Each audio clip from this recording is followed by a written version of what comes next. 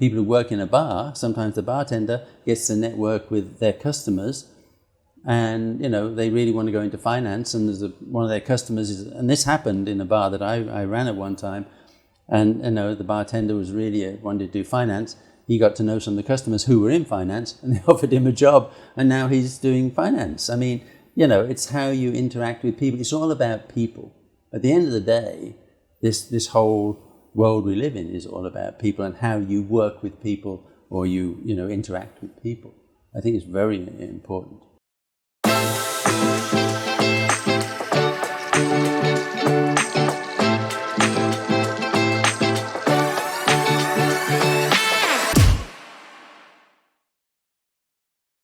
What's up, ladies and gentlemen? You're now watching Kinetic Outcome, and we are with Andrew Jones, founder and guardian of Sanctuary Resorts, and also an expert in the hotel field, and has done lots of projects in his lifetime.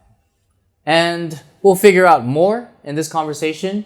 So Andrew, we'd like to get to know you a little better on where it all started, where you were born and how you got to this business, and how did you get to Hong Kong? Okay, well, I started off in England. I came from a village in England, typical English village, 2 pubs and a church.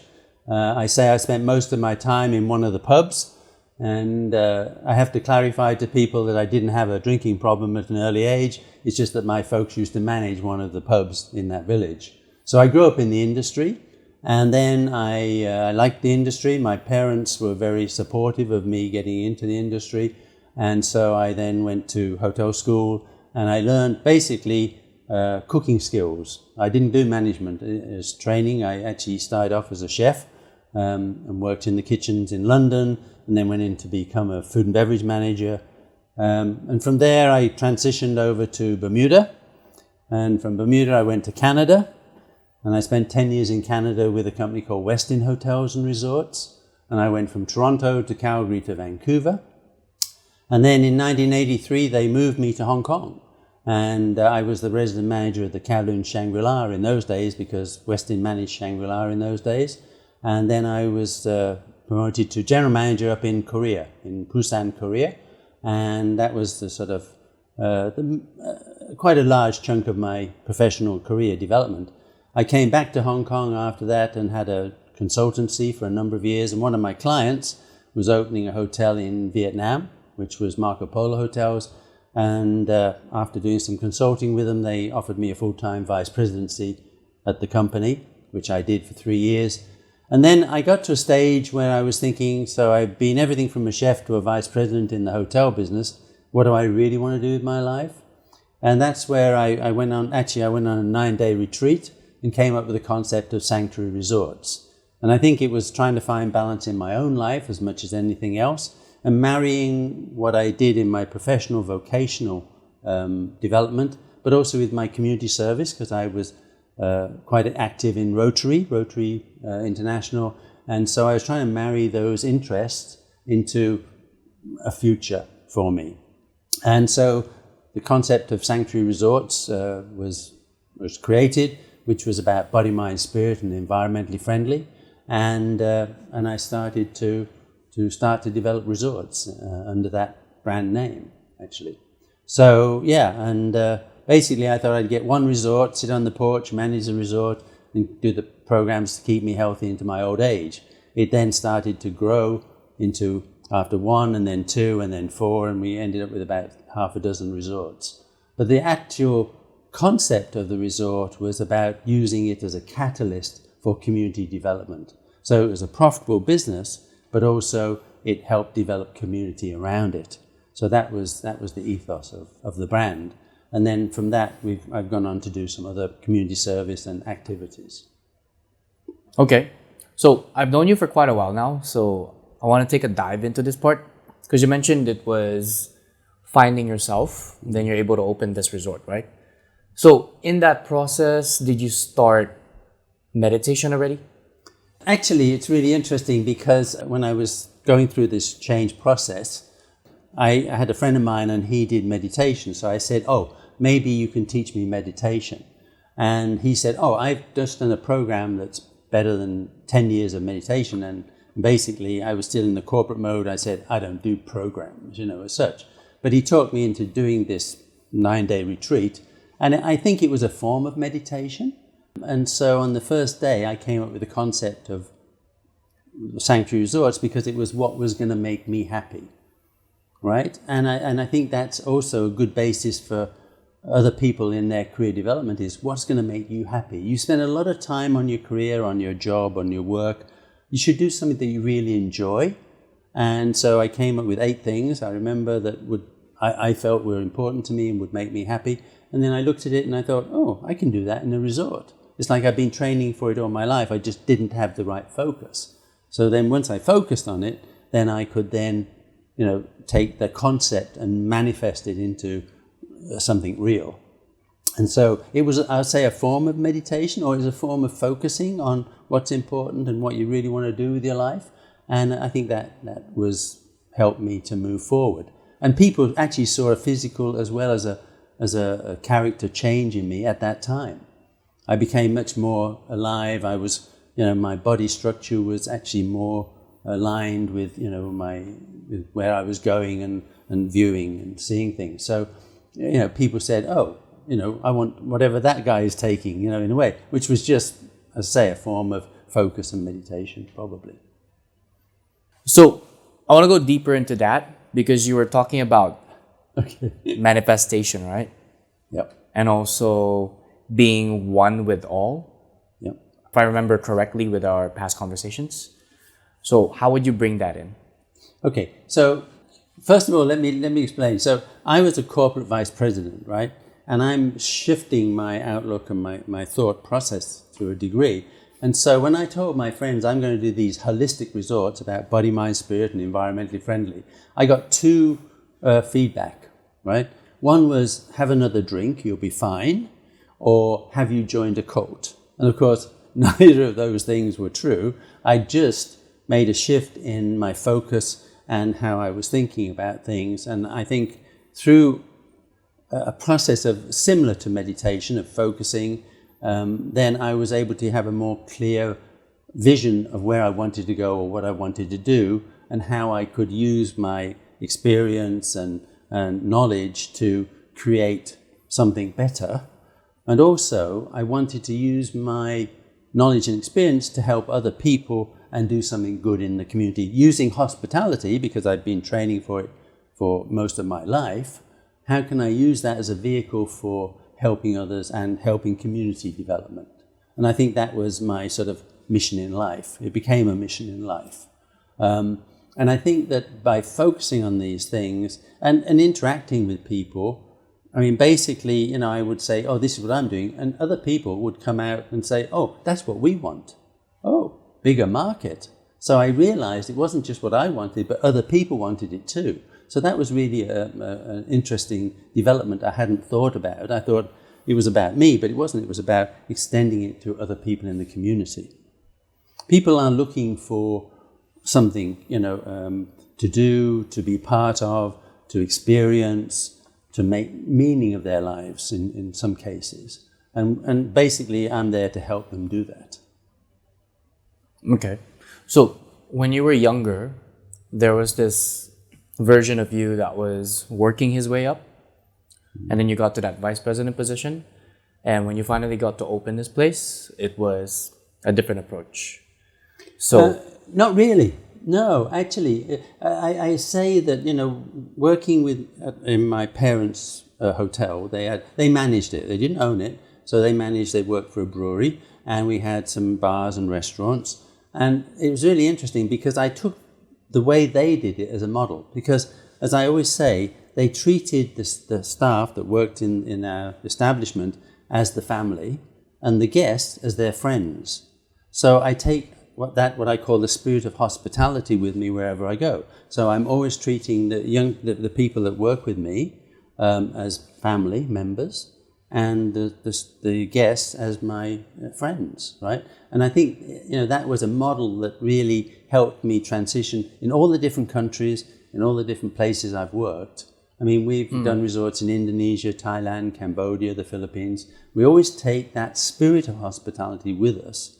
And, I still have friends from Kowloon, Shangri-La, whatever, and I say they're friends, we used to work together 30, 40 years ago, right? But we stay in touch because it was mutual respect. We treat each other with mutual respect. I've done most of the jobs in the hotel business, whether it's cleaning the toilets or, washing the dishes in my own parents' place as much as anything else. So, I know the jobs. I know what it's like to do the job. So it's just a job, right? And a title.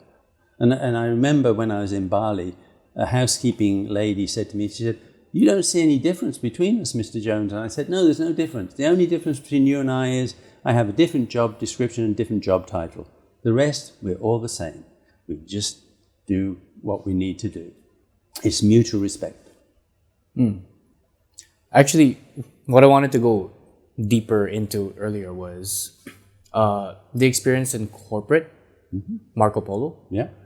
Because I remember back then you were mentioning something about like, it wasn't for you in the end. That's why you made that transition. Like the corporate culture experience that you had. Well, yeah, I mean, there's good and, some areas for improvement in every situation, right? It's like I've had some really good bosses and some not so good bosses. And as I developed my career too. And everybody does. But I learned some good lessons from the good times, and I've learned some good lessons from the not so good times. I just think that I was on a development path. That was part of the development. And so I went from a general manager, which was operations, right? I had my consultancy for 5 years. And then I went into the corporate world, and I was experiencing different ways of doing things. Some good, some not so good. The good, bad, and the ugly, you could say. But the thing is that all of it was gaining more experience. And I went from operations, hotel general management, into human resources. But having that operations in a human resources role, I think, made me a better human resources person in a way. But I've always focused on the people. It's always been about the people in our industry. Whether I was running a hotel in Canada and I was hiring trainee managers or, developing some, mentoring some other students in other colleges or universities. That's just been a part of the way I was brought up through my parents, and that's what I tended to take with me wherever I went. So, it was a good experience as much as anywhere else, right? Okay. Well, what would be your advice for people who want to pursue something you pursued? Yeah, these years? I get this a lot because I'm mentoring a couple of students from the Polytechnic University, and I'm on some advisories for Metropolitan University, Hong Kong. And, I'm happy to work with students because I think I can help them to gain some knowledge and experience before they actually get into the real-time job sometimes. But the thing is that the beauty about hospitality in our industry is that you can do the whole gamut. You can start at a lower level position in the industry, a beginning position, and work your way up. As much as if you take a course at a college or university, get a degree, and then start at probably a little bit higher up, but you still need to get the experience. It's a very experiential type of industry, so I actually suggest that people do have a good educational basis, an academic basis, and then get the experience. But you need both. I tell students getting a degree, that's just the start, right? You've got the academic degree, and that's great. It's how you put it into practice that is very important. And, I've worked with people, recruited people, hired people that don't have a degree, and that's fine too. But they have work experience, and they show that they have potential. I think part of management is identifying people with potential and helping them reach and maximize that potential. That's very important. And that's why I like to work with some of the younger people coming into our industry, because part of my job is to identify that potential and help them to get to a higher position or maximize their potential. And hopefully that helps everybody. And you mentioned earlier they don't learn everything in school, which is true, because same for me, right? Everything I have now, I had to learn outside. So with people that are in your business, if they want to move up, would you advise them to network more with higher position individuals or making friends here and there, left and right? Oh, I think networking is very important. Good networking actually helps to develop a person, not only in their career, but also in their community and in their general social interactions, right? So networking I think is very important. So, I belong to several organizations, whether it's Canadian Chamber or the Rotary Club or other organizations, because they're good networks to have, contacts with, right? And I think that's also part of it. And actually, I go to some conferences and so some students are there, and they're there to help support, and they're like interns or they're volunteering. But I always encourage them to interact with the participants. Like we have a hotel investment conference every year, and they always encourage the students to be interns and help support the event. But sometimes, you see the students standing on one side and the big business people chatting and saying, and I always say to the students, come on, let me introduce you to some other people, because they need to network. And that's their future. Because the people who network and can interact with people at all levels will actually then get a better opportunities.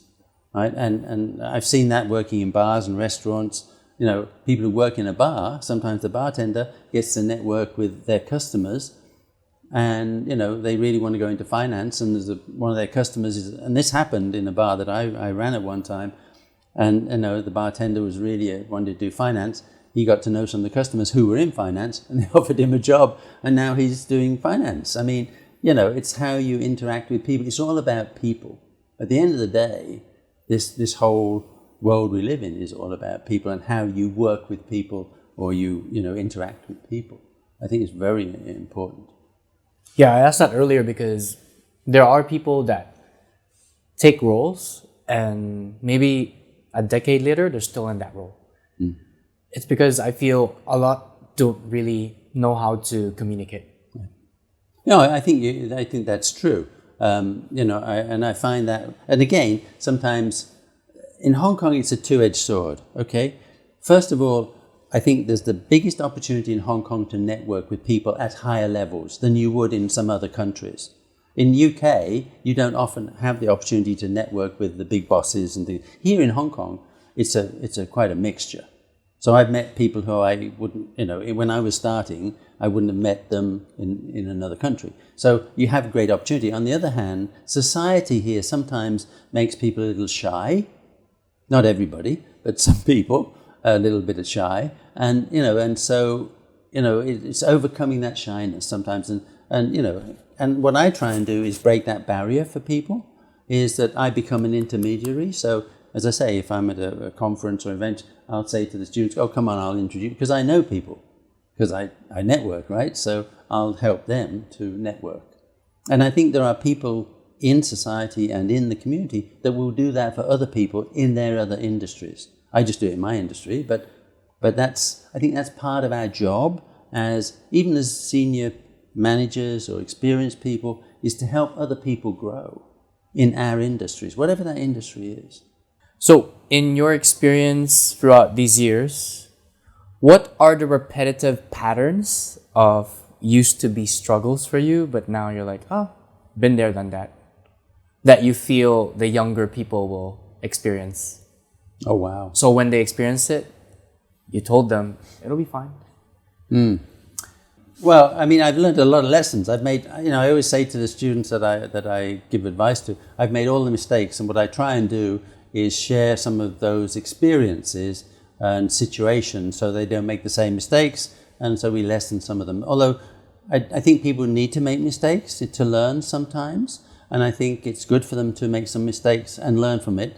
I think myself as a manager, I try and manage the mistakes so that they don't cause a big issue. But on the other hand, sometimes, you give advice and people don't take the advice, and what's going to happen, and then you manage the situation so, there may be a bit of fallout, but it's not going to affect anybody else, or harm anybody. Let's put it that way. So I do share that. Now, one of the things that in my business over the last few years, 20 plus years, nearly 30 years in sanctuary, I've had a number of crises. Right, the bombing in Bali. I was running our resort in Bali when the bomb went off. We had the tsunami in 2004. I lost the whole resort in that tsunami, and over 100 people, staff and guests. We had a typhoon in the Philippines that we spent 3 months just doing relief work in Cebu, giving people medicines and food and shelter, because the villages around our property, our project at the time, were wiped out. And I also helped out in Nepal because of the earthquake there, and through an organization that I'm part of called the 𝗶𝗃 Asia Travel Association, we sent a relief team up there to help overcome or bring back tourism, and I led that team, right? So this is something that I learned some big lessons of and through, and again, it's really interesting because my brother, who's in UK, he's a police officer, retired now, and he helped me through these crisis management situations, and I learned big lessons from that. And I said to some of the universities, I said, this is something that you need to put on your curriculum, because it's not generally on the students' curriculums in the universities these days, but these things happen, and nobody prepares you for them, and you've got to deal with it. And, it's quite traumatic at times. So some of these things that I try and share is not for the effect of it, but to say, look, when you're running a hotel, for instance, in hospitality, it's like a small town sometimes. You literally have births to deaths, right, and everything in between, or can do. And so you have to be prepared for anything that happens. That's also a joy of the industry. Every day is different, and you can really experience some really interesting situations, positive and sometimes not so positive. But that's what I enjoy in the business. There's always something new, something different happening. And I try and share that with the students, and I try and let them realize, what they're getting into. It's 7 days a week, 24 hours a day business, right? My parents used to work a lot harder than this normal shift, right? Because in small pubs in England, it's 24 hours and you're it. You live and work on site. So even that was a bit tougher. And growing up, I got used to it. So for me, it doesn't bother me, but I think younger people these days are looking more lifestyle balance, life-work balance. So that's something that the industry needs to work on and try and see how to manage some of these processes and changes in our industry. And some are more accepting than others. Me, I'm always looking at the future, new trends, new ways of doing things, because that's what keeps the industry going. Yeah. So you mentioned earlier about losing people. You mean passing away, right? Yeah. So with your first experience with this, or first few times, how did that feel? It's okay. Let's face it. It's a sensitive topic, right? And you have to deal with it the best way you can. I've had several people pass away in hotels where I've worked. Not recently, but in actually my junior years, when I was like an assistant in some of the hotels. I was the duty manager or whatever, and you get a call and somebody didn't answer their wake-up call, or they didn't turn up at the office. And you go up and you knock on the door and there's no answer, and the night bolt is on the chain or something, and you go in and, they've passed away. Could be hopefully, I say hopefully, but it could be just a natural causes. I've had a couple of people who took their own lives. Not good, not something you ever really want to experience, and not anything I would want anybody else to experience too. In one hotel I worked at, in 6 months, we had one death a month, and I always happened to be the guy who was on duty to find the body. And I don't say that with any relish. That's just what happened. But life goes on, and you just make the best of it, and you just keep going. I mean, it's a fact of life type of thing. And I don't say that with any levity or any concern as such. But that's what happens. Okay. I think we've had a really in-depth look already on the experience that you have here, but maybe we could chat just a little bit on the Kelly support side. Sure. Well, I'm the old guy, I guess. I'm the emeritus chairman of 𝗪𝘗 Support Group, which stands for Kids Everywhere Like You, KELY, Kids Everywhere Like You. Basically, the reason I got involved with Kelly was through Rotary. I was president of my Rotary Club, and so I was doing youth work with Rotary at the time, through Rotaract and sister club that we have for 18 to 30-year-olds, and I was quite involved in that. And so I was asked to host a dinner and choose a topic, which I chose youth as the topic. And then I was looking around for a speaker, and there was an informal group meeting at the time. It was registered. It was written up in the South China Morning Post about a young lady who'd overcome her addiction issues and had come back to share what she went through with her fellow students, so they didn't go through the same thing. And I thought, oh, that's a bit different, a bit interesting. And to be honest with you, some of the stuff that the government was churning out there about don't do this and don't do that was quite boring for me, and I was in my 40s in the time. So you think an 18-year-old's going to look at that stuff? So I thought, oh, well, let's try something new, something different. So we had the speaker, and it was so overwhelming, the challenges that these young people were going through addiction, that I said, what more can I do? And they said, well, we need to form a charity, and we'd like, we need some funding. So I found them some money through the Rotary Club of Kowloon, which is my club, and we helped set up the charity. So they said, can you be our first honorary treasurer? So I said, well, yeah, I'll do it for 6 months. I'm very busy. I'll do it for 6 months, and I'll, help you get started.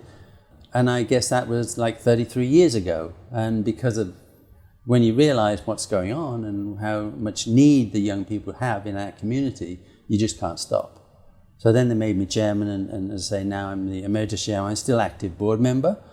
And in recent years, we still look at the addiction issues, but we come to work with young people who have underlying issues, which comes from mental health issues, right? And sometimes the mental health issues then create situations where they get into unsociable behavior and other things like that. So we're dealing more with mental health issues now than before, and also suicide prevention. So it's mental health awareness issues and suicide prevention, because the numbers, unfortunately, of young people taking their own lives is increasing, and it's a real worry. And so how do we deal with these sort of situations? I'm actually have started a program between Rotary, Rotaract, and 𝗪𝘗 Support Group to work with Rotaractors who are at the Baptist University and Hong Kong University of Science and Technology to do a youth mental health awareness program and suicide prevention, which is based on peer support, which is young people helping other young people, which is the model that Kelly uses. So all of our outreach workers and our volunteers are young people helping other young people, because all our surveys tell us that young people go to their friends first for advice or for help, not to their parents or to authority figures, even in the schools, the counsellors. They actually go to their friends first. So if we can then engender into young people the awareness and some skills of how to handle these situations or identify these situations before they get out of hand, then probably we can save a life. And if we save one life, I think we've done a good job in a way. We actually have saved many over the years. Say over 30 years now we've been in Hong Kong. It's a Hong Kong-based charity, and we're bilingual, and we work with all of the different levels of society, ethnic minorities, the local Chinese community, the expat community. We're throughout the community at large. Now I know it more clearly. Because back then I just went to the events. Yeah. And yeah, that actually helps a lot. Because growing up, I had to deal with everything alone myself. Yeah. And I also had those thoughts. Yeah. But luckily I had the right friends around me. Yeah. That's key. And we're there as a first line. I mean, we're there to provide support. I say it's a support group. and it's young people helping other young people, peer support. And basically the board, the older members now, and I started, say, 30 years ago, we're there to support the charity and the younger people to do the on the floor work, right?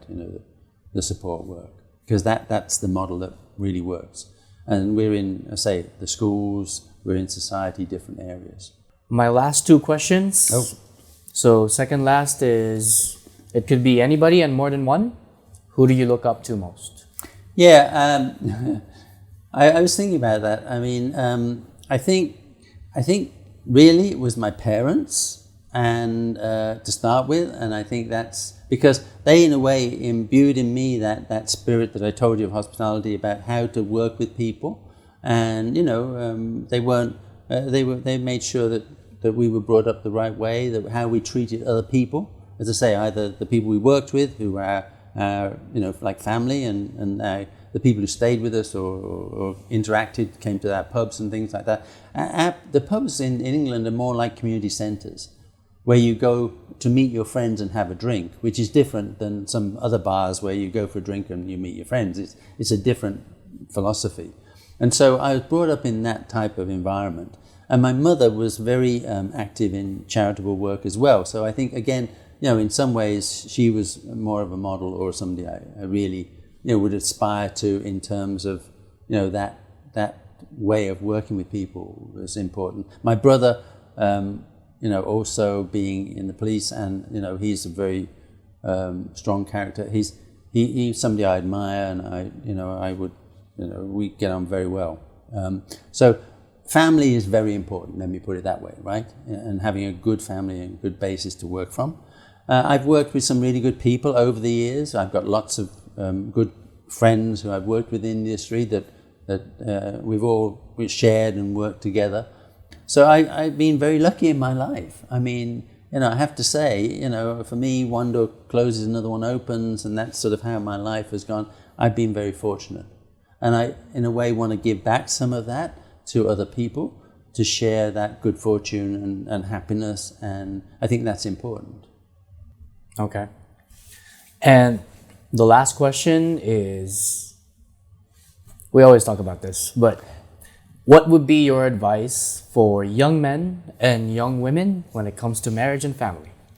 Actually, if I gave a piece of advice to any young couple that were thinking of, getting married or developing a relationship, I would say do it while you're young. I think that you're much more resilient when you're young, and although sometimes financially it's not so easy, or perhaps there are other challenges, if you work through those challenges together, it actually creates a stronger bond in the marriage. And I think also having children younger is good for the children. My parents were in their 20s, early when they had us. So actually I had fairly young parents. And you might say, maybe they for me, they did a great job. Some people might, sort of say, well, they could have known more, or been a bit older, would have done a bit better.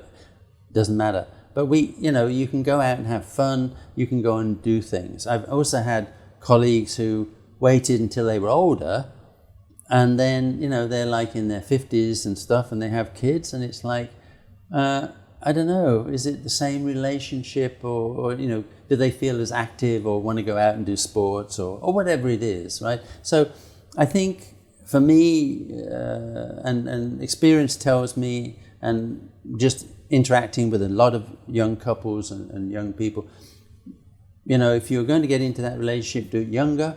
If you're going to have kids, I would suggest probably doing it while you're still young.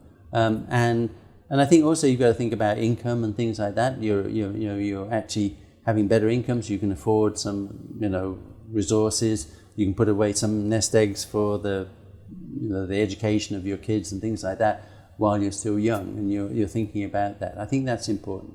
So I would recommend, and I have a lot of friends who did, I won't say follow that advice, but they did, marry younger, and they had kids, and they have a good home life, work life, and they're happy. So at the end of the day, that's what it's all about. Okay.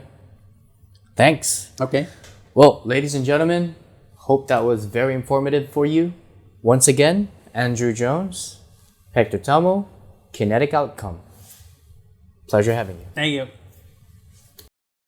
Our aim is to provide value, so if you like what you watched, make sure you hit that like button, leave a comment, and subscribe.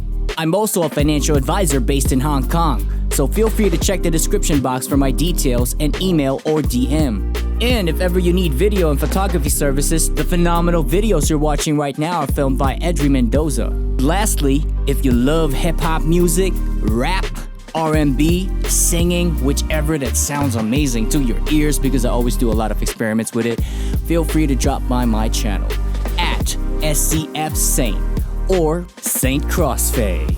Appreciate you for being part of this episode and more to come. Till next time.